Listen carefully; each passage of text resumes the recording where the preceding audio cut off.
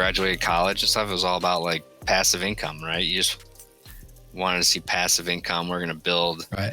You know, I mean, I remember doing all sorts of stuff. You could, you know, at that point it was like, okay, I'm going to pay for so many Google ads. I'm going to fire up a site of some service offering or some product.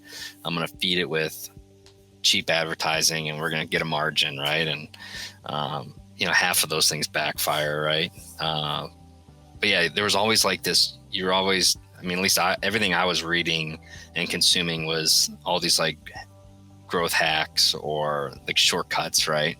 Easy button type opportunities. And it's like, that does not work.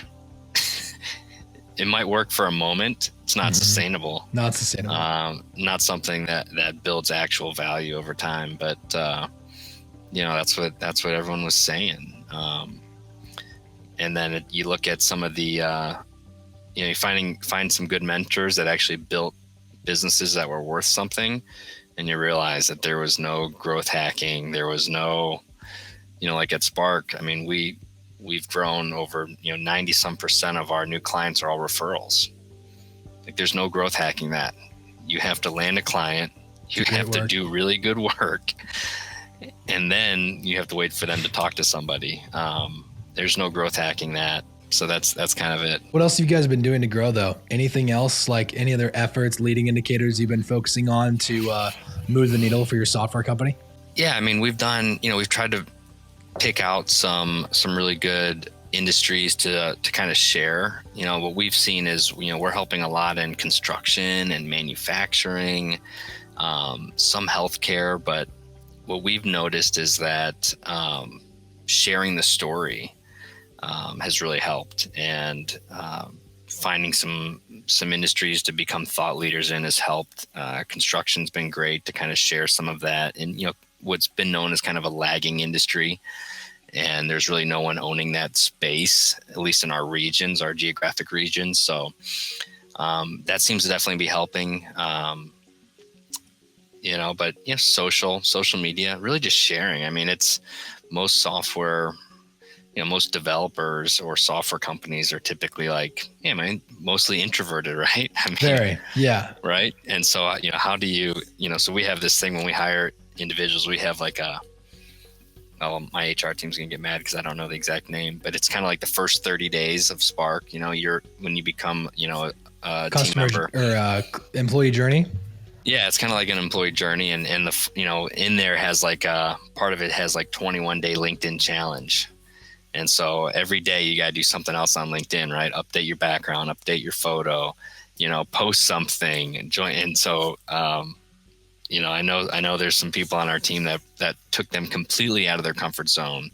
But now you see them spreading the good news on LinkedIn and social media because it's part of the organization now, and we share stuff. And so, I think we're pretty outspoken, you know, software firm trying to get out there and spread the love and share great stories. And that probably helps, because every time I talk to someone, they're like, "Oh yeah, we've seen your stuff," you know. That's the goal, right? Right. Coming in cold to any sort of conversation like that is always difficult. So I'm curious on the proposal side of things, when you guys are bidding jobs. I'm sure this process has evolved as it has for our podcast agency at Grindstone. And I'm just curious, when you guys are bidding projects out, what are some of the things you're keeping in mind, like when you're putting these massive quotes together for, say, like a 10, 20, $30 million company that needs new software? So that's a great question, because I have made so many mistakes funding my own software initiatives that have failed drastically. I now make sure every single customer spends their money the way I would spend mine. So, you know, we don't let any of them start building anything without putting together, you know, we call it a discovery phase.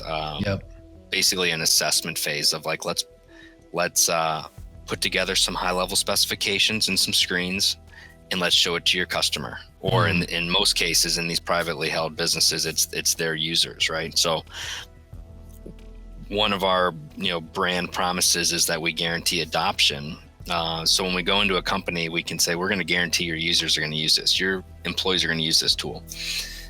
And because we get them involved in the process, right? So my first startup, I built a social media, a social network for neighborhoods. All right. Now they're all out there now, right? But this was 2007. Oh, wow. You were super early. Super early, right? And I didn't even own a house. Okay. I rent an apartment. What am I doing, right? Building a social media platform for neighborhoods, right? Right. It's Nextdoor, right? Yeah. But I didn't know the customer. I raised money. I spent 12 months and then I launched. I didn't show that thing to any users until it launched. It was a huge failure, right?